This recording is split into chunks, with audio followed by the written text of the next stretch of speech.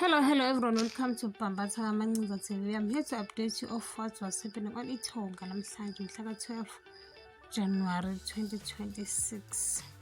Okay, sikhumbuleke Friday ukuthi uPablo wavakashela uMakhumalo bakithi ephethe imbali ngoba phela nakho ekhumbula isithanda sakhe.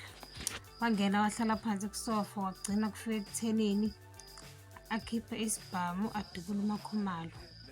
Namhlanje uPablo usasiphethe isibhamu kade noMakhumalo udubulekile. Nhlahla leyo umdubule esiswini akashonanga. Lapho uPablo uyakhuluma emlonyeni uthi, "Hamba uyojoyina umnyeni wakho lo onganamsebenzi nengane yakho." Washo khona ukuthi uthathe impilo yomfowethu. Uyazi khona ukuthi besho lukhulu kanjani kumina. Waze washo ukuthi akekho umuntu ongabulala umuntu wakantanzi kuthule kanjalo. Kanti kuzongena ubani behamba nephoyisa. Iphoyisa phela belingaphandle komuzi kanti lizozwa isibhamu siqhuma labe selingenisana noBanele. uBanele uma ethi inhlaka usofa nanguma wakhe ulele ngomqolo ubambe lapho adutshulwe khona. Ulokhu esho kancane, "Ngisiseni." Agijime fast uBanele. Kala nephoyisa litshela uNtanzi ukuthi akabeke isibhamu phansi ngoba usebanjiwe. uBanele ngalana uyasho ukuthi kufanele ingane yakho uyitshela ukuthi usudubula uma wami. Wabethatha nefoni i-ambulance. Wabefona nangempela uNtanzi watshela uZama ukuthi useboshiwe, angeke akwazi ukukhuluma manje yena. Uyazi ukuthi kumele enze ini. Mbali uqhamuka nencwadi kaLungelo efike ngeposi. Okumxaka ukuthi why izincwadi zaLungelo zingafiki nge-email ebemncane kanje. Kwasho ukuthi uLungelo akekho lapho ufuna ukufunda, akafuni ukufunda le ncwadi. Wayivula akangayinanga nje wayibeka eceleni lapho uMbali lokho emubeke bumper to. Iphoyisa selibopha uPablo lize lithi, "Wena ucabanga ukuthi siyadlala lana?"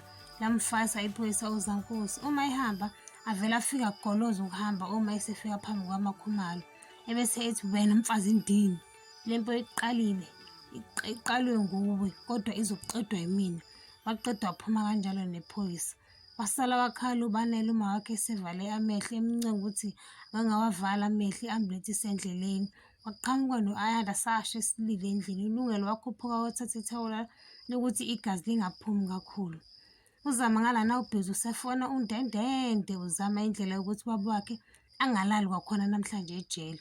Uthe kusenjalo kwangena uPhinda wambuza ukuthi ikhona kodwa into ofika nayo ephathekayo. Wavuma uPhinda ukuthi ukhona. Wabesemtshela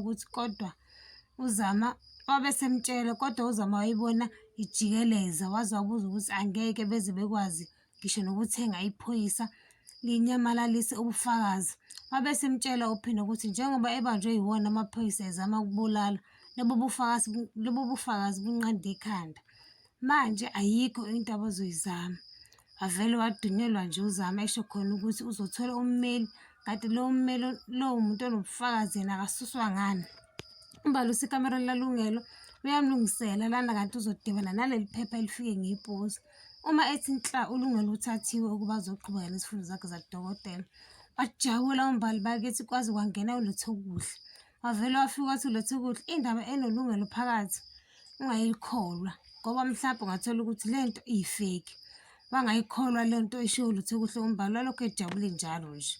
uMbali uhalalisela uLungelo phela ngokuthola isikhala sokuqhubeka nezifundo zakhe zobudokotela. Lapho uLungelo akekho lapho washo khona ukuthi angeke esayenza leyo nto. Wambuza uMbali ukuthi ufuna kulokhu uphuza umqombothi nomzambi walana endaweni yangakubo ezulwini. Wavele wathi uLungelo, "Mbali, into engifuna ukuyenza njengamanje ukuthi ngiphume nabangani bami ngiyozingela bese ngiphuza utshwala." Wazama ukumtshela ukuthi ikusasa lakho leli. Wathi uLungelo, "Umuntu engangizomenzela ukuthi ngibe udokotela u-Ayanda." Wathi uMbali, "Wena wenza into ngoba nakukwenzela omunye umuntu." Wathi nje wena uyigwala kabi. Wathi uLungelo, "Yeyi awuhlukane nami nake iy'ndaba zakho. Kuyimanje umamezela wakho ulele lapha esibhedlela udutshulwe uNtanzi." Wavule wathola wathi swayi uMbali. Bamba lana ungakhohlwa ukucindezela notification bell no-subscribe noma ushiye umbono wakho. Bayo.